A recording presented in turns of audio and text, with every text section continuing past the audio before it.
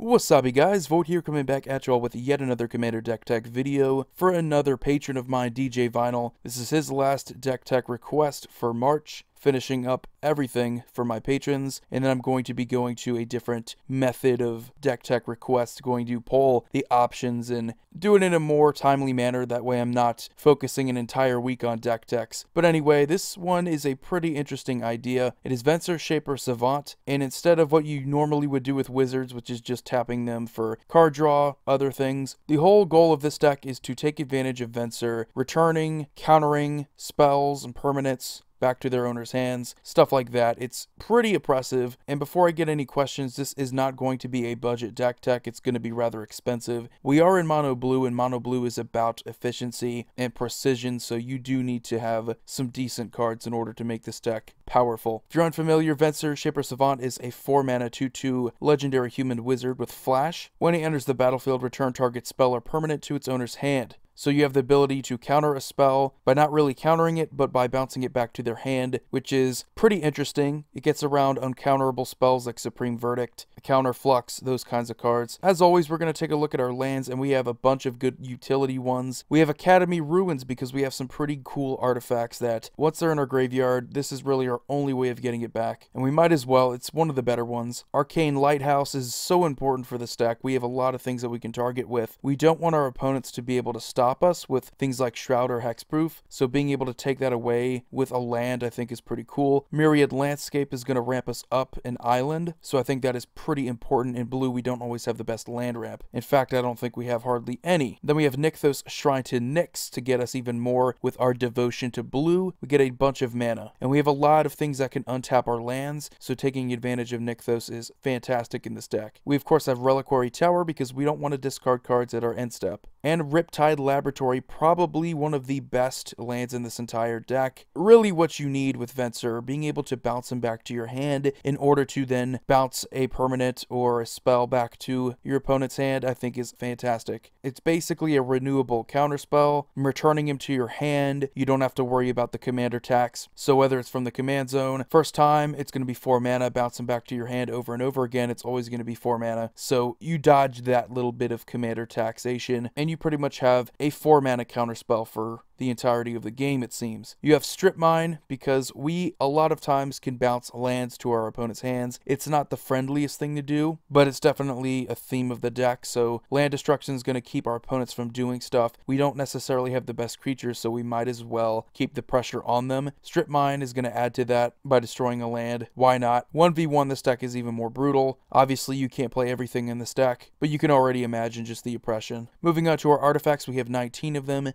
Expedition Map is going to get us our Riptide Laboratory. Very important that we get that card. There's other things that work well in this deck, but that one is one of the better ones. Sensei's Divining Top, getting the best card off the top of our library is so important. Sometimes it does come down to top decking with this deck a lot. We have Soul Ring, Mind Stone. These are awesome staples in monocolor. Mind Stone's going to be able to get us some card draw. We also have Sapphire Medallion. Cost reduction for all of our blue spells is incredibly underrated, and when it comes down to combos, which there are a bunch in this deck, cost reduction, it definitely adds up the amount of total mana that you're not paying. Sky Diamond enters the battlefield tapped, but it does tap for blue mana. Thought Vessel, no maximum hand size, always essential. Crystal Shard, this is yet another good card that can combo with Venser. There is another card that I'm going to mention here in a little bit, but being able to pay 1 blue and then bounce Venser back to our hands so that we can then replay him is fantastic, and we don't have to worry about paying that extra 1 generic because it is our creature that we're bouncing back to our hand. We have Extra Planar Lens, which should be able to give us double mana for our snow-covered islands, which I forgot to mention, but I'll mention now.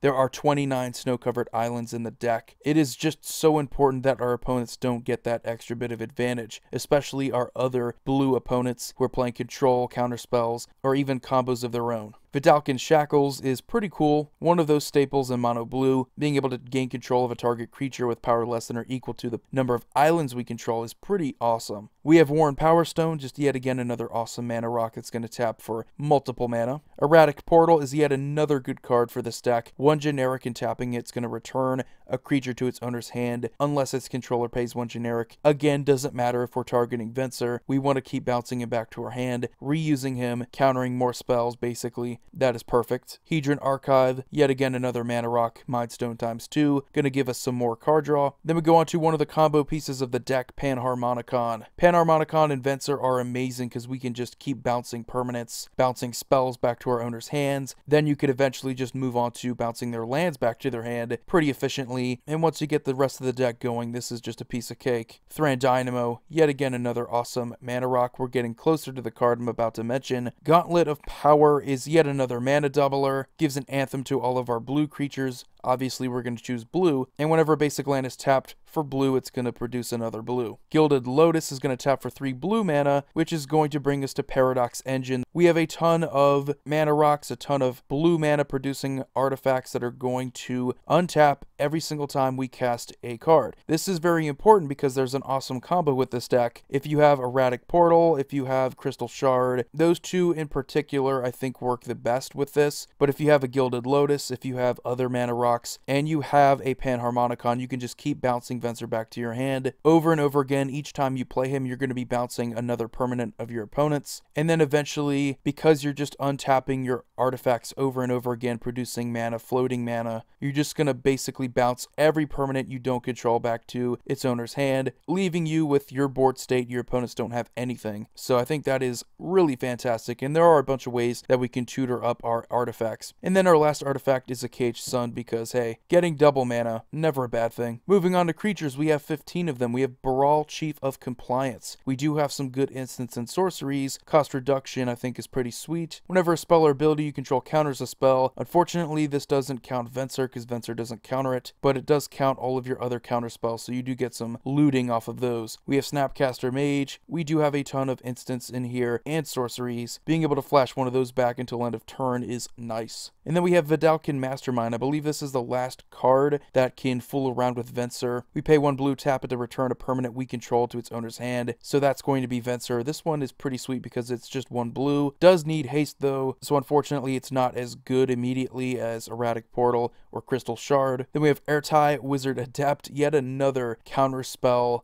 wizard. This one, all you need to do is pay 4 mana, tap it to counter a spell, which the whole theme of the deck, originally DJ Vinyl wanted me to make it all about counter spells and stalling, so we might as well throw in some creatures that are like that. We have Archaeomancer, because stuff like Panharmonicon are a thing, so your Snapcasters, your Archaeomancers are going to get you back even more spells. Glenalendra Archmage, this one is pretty cool because we can always bounce it back to our hand, so we can get multiple uses out of our Glenalendra. We can always bring her back so we can keep countering non-creature spells. Phyrexian Metamorph, sometimes you're desperate and you need to just clone Venser, even though that clone is probably going to die because of the legend rule. You still get the ETBs though, but that's probably going to be a waste of a Phyrexian Metamorph. You're likely just going to use this on a mana rock or another Panharmonicon, who knows. Then we have Azami Lady of Scrolls, because a lot of creatures I showed you already, including Venser, are all wizards. And we have Paradox Engine, so you do the math. A lot of potential for card draw, a lot of potential for combos. We have a Muldrifter, again Panharmonicon. Even aside from that, it's still a pretty good creature in blue, drawing us 2 cards upon entering the battlefield. Peregrin Drake, now we're getting onto the super combo cards here. Enters the battlefield, you get to untap up to 5 lands. So with Nykthos, there is a potential to get a ton of mana and just Venser this back to our hand. We have other things that can bounce it back to our hand. There are ways to just generate infinite mana with our Erratic Portal and then just go off with our commander. We have Teferi, Mage of Zhalfir. Creature cards we own that aren't on the battlefield have flash, so that's pretty sweet. Aside from Venser, it would be nicer if we had other things with flash, and each opponent can only cast spells at sorcery speed, so it limits them as well. We have Deadeye Navigator, because soul bonding this onto a Venser means that for 2 mana, we can just keep returning spells to their owner's hands. Hey, you can't play anything. Very few things can get around that lock. Split Second is about the only thing that can really do it. We have a Great Whale and a Palinchron. These two are pretty much going to do the same thing. Palinchron is a little bit better because it always has the way to protect itself,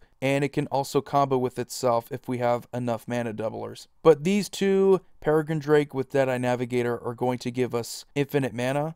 And then once we have infinite mana and Venser, we're pretty much just going to win the game, bouncing everything back to our opponent's hands, because that's just how broken Deadeye Navigator is. And then our last creature is a Tidespout Tyrant, 8 mana. pretty expensive, but whenever we play a spell, we get to return a target permanent to its owner's hand. So whether we're using this to return Venser to our hand, or using this to, yet again, get even more bounce removal for our opponent's stuff, it's still an amazing card. If we use this in combination with Paradox Engine, Venser is going to be able to bounce back multiple things every time we cast him. If we have the mana rocks, we can just win the game there as well. Then we have 5 enchantments. We have Mystic Remora, very underrated card, but yet another one that kind of works well with this deck, because if it has enough age counters, we may not want to pay that much mana during our upkeep, so we can just easily bounce it back to our hand and then reset it. That way we can just keep getting card draw off of our opponents casting non-creature spells. We have Propaganda because sometimes we're just going to be a target and hate it out of the game, rightfully so. Making them pay 2 generic for each creature is a heavy enough tax. Rhystic Study, kind of like Mystic Remora, but a little bit better because it's for every spell. Our opponents want to play it, they have to pay 1 generic, or they let us draw a card, so can definitely net us a lot of advantage. Ley Line of Anticipation, gonna give all of our stuff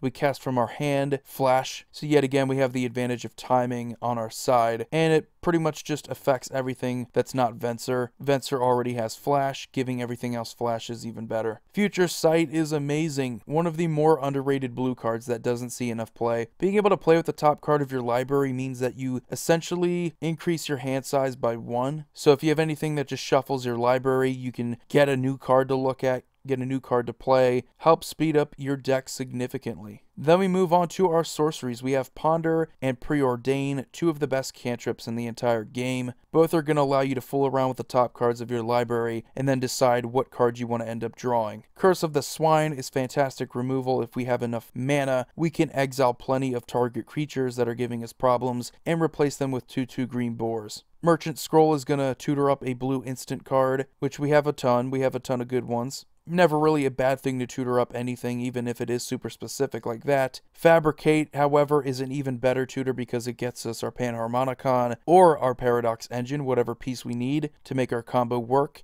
Could also work for Erratic Portal or Crystal Shard, whichever one you prefer. Then we have a Rite of Replication. This one is fantastic. I love this card. Again, same thing as Phyrexian Metamorph. Doesn't have to be a non-legendary creature because you still get the ETB triggers. Then we have Baral's Expertise. You get to return up to 3 target artifacts and or creatures to their owner's hands. Also can use this to bounce Venser back to your hand. And then you get to cast a card with converted mana cost 4 or less from your hand without paying its mana cost. So the fun thing here is that you can just bounce back Venser and then just play Venser again for free. So you get another Venser trigger while also bouncing 2 other artifacts or creatures to their owner's hands. So you basically do even more with this card that this deck wants to do. Then we finish off our sorceries with a Devastation Tide, which is yet again going to bounce all non-land permanents to their owner's hands. Has the miracle cost so you can do it for even cheaper. Then we move on to our instants. We play Brainstorm, yet another 1 mana cantrip. Awesome with shuffle effects. Even when it's not, it's still going to net you 1 card. We have High Tide to give us even more mana with our mana doublers,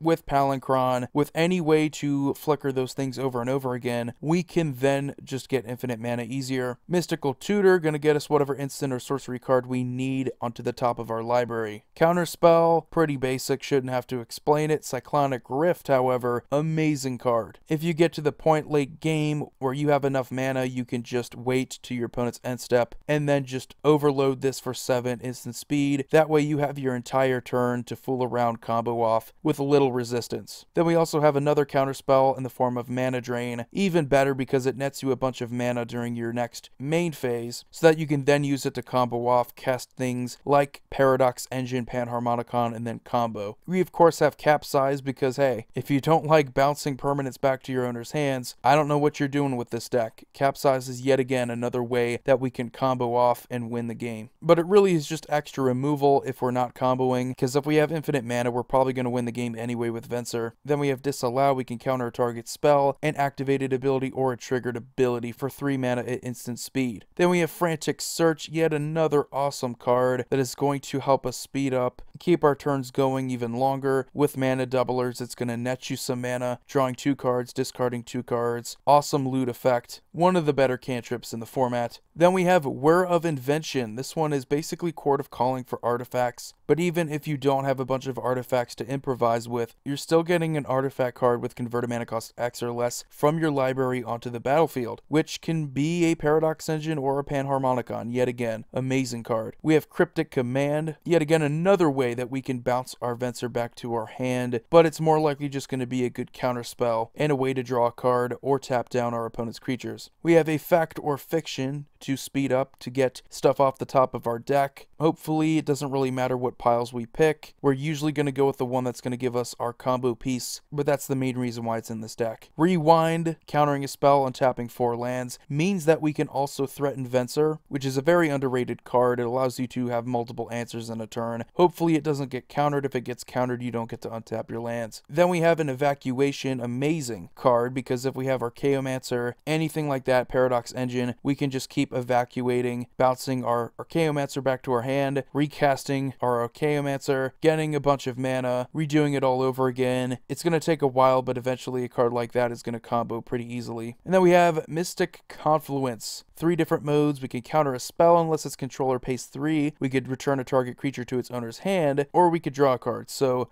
yet again, another way we can easily bounce Venser back to our hand and then replay him. But the other modes are good. Countering a spell or drawing a card is still amazing. So anyway guys, that's going to do it for this deck tech. Thanks again DJ Vinyl for being a patron of mine and requesting this amazing deck idea. I know it's a little bit different than the original one you proposed, but I think this one works a little bit smoother and it works around Venser as opposed to just working with counterspells in general. But as always, you guys feel free to leave suggestions in the comment section below. You guys have a wonderful day. Void here signing off. See you all next video.